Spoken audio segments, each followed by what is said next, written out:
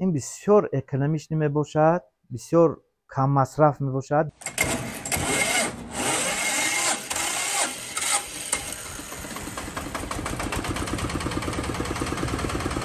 تراکتورهای خرد مکت کمتر خرد می ساختیم برای همون یاد گرفتن خوانندگان چطور ساختن.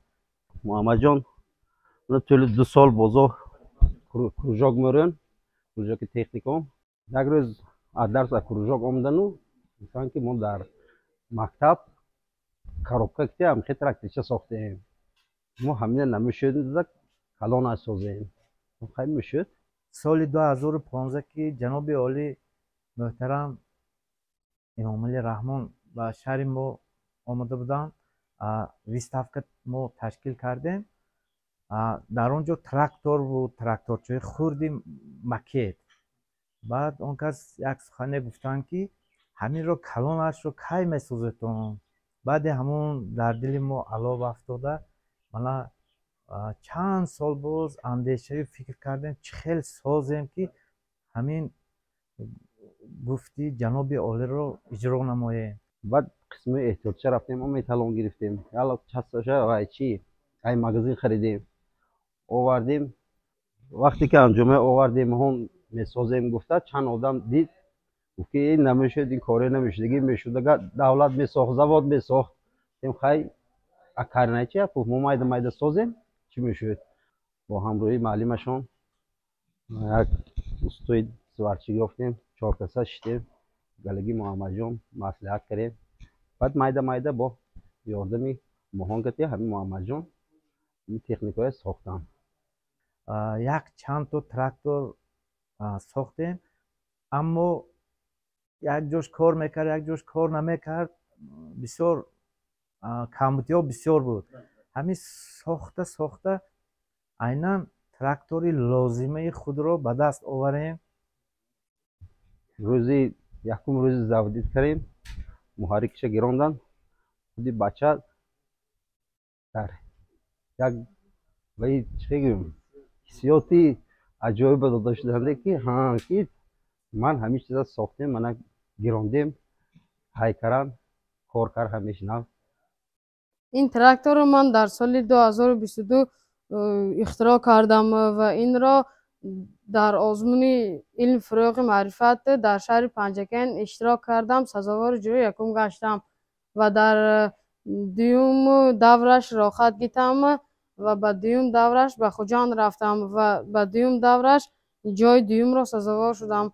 محمد جان نه تنها در شهر پنجکین سزاوار جای اول گشت، بلکه او توانست ولایت سوخ شهر خوجند در آزمون جمهوریوی علم فروغ معرفت سزاوار جای دوم گردید و در اینجا عکس های او را با رئیس ولایت سوخ میبینیم. یکم بار در صنف هفتم بودم، در آزمون علم فروغ معرفت سزاوار جای یکم شدم. به من دور دوم آزمون را راحت دادم. آن دوم راحت ماه اکتبر در شهر خوجند آن آزمون برگزار میشد و در آنجا من سزاوار جای دوم گشتم. من این دیپلم را در شهر خوجند با سزاوار شدم، رجبای احمدزاده. من این دیپلم در سیوم دور علم فروغ معرفت رفتم در شهر دوشنبه. 3 سال باز من با یزدانقل و محمد جان که شاگردم میباشم با اون کس کار و فعالیت میکنم. در رفت فعالیت کاری و درس ها محمد جان خود رو نشان دادن که با تکنیک شوقشون بلند است و استعدادشون بسیار هم خوب. وقتی که ساخته شدیم گراندیم کار کردیم سر زمین بردیم، قریب از 30 کس آدم سر زمین به جمع شد. یک همه چیز ساختگیتون کار میکند یا کار نمیکند. که گراندیم گندم دورید شالی دورید همه چیز وظیفه‌ای که اجرا کردنش در کار بود اجرا کرد. برای درآوردن شالی گندم، جو، علف، جواری این را نیمش را از متالون گرفته ساختیم و نیمش را از خانه جمع نموده همین چیز را ساختیم. дивижокашро яъне муҳаррикашро аз хитои заказ менамоем, барои ин ки инро мо сохта наметавонем. дигар таҷҳизотое ки дигар металлое ки дигар деталҳоро аз оҳанпораю аз автомобилҳои кӯҳнаю ҳамхел чизҳо гирифта мо якҷо намуда инро месозем. ин тракторро рулаш аз жигулӣ сохтам, балондаш ани жигулӣ, дискеш ани жигулӣ ВАЗ 2106. инҳоро аз оҳанфора яъне металлон гирифта қатъ карда ҳамхел сохтам ва ин газашам аз оҳан сохтам, инҳошам аз металлон ҷамъ карда ба хел бо амбору чизҳо қатъ карда ҳамхел сохтам ва ин аз профил мебошад. Инро ҳам сохтам ҳамхелин ки барои боду борон аз хунукӣ наҷот додан.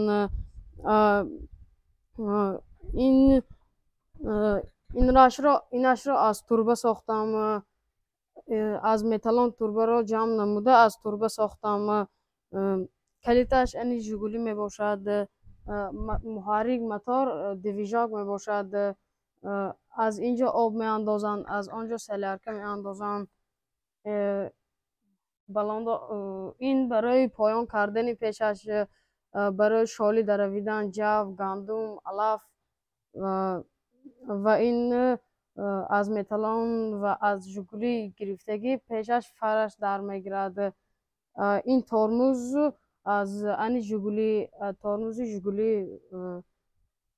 инро ман дар муддати 1 сол ихтироъ кардам ва ин сиденияш аз они жигулӣ мебошад.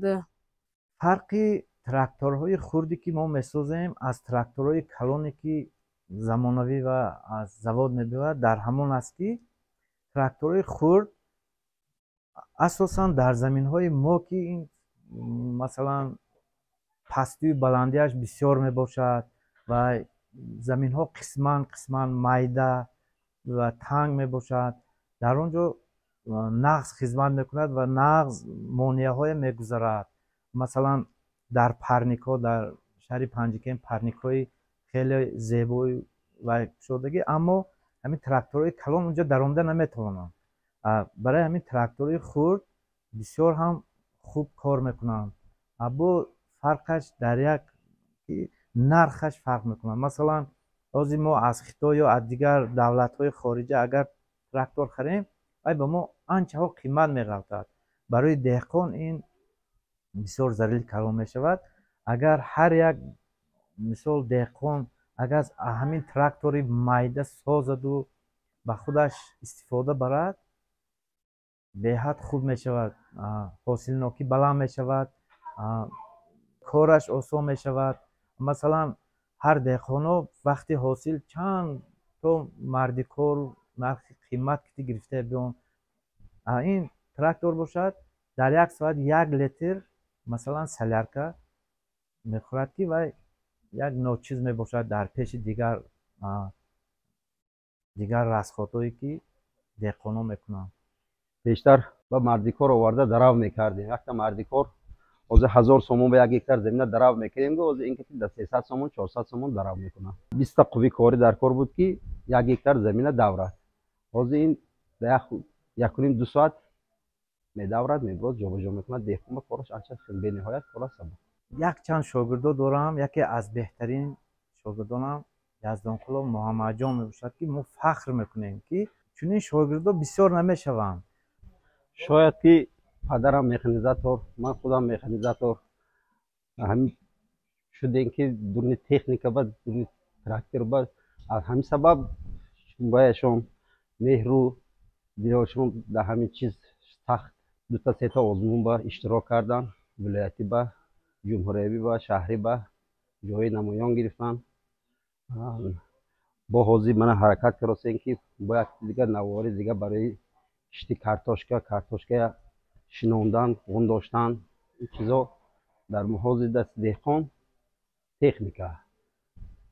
техники калон, заминои майда ба кишту кор карданаш қин. якум кишт ба техника калона кор мефармоем, баъд ояндеш каланду тешешу кандану шинонданаш ҳамеш ҳамин тракторчиҳои майдакатӣ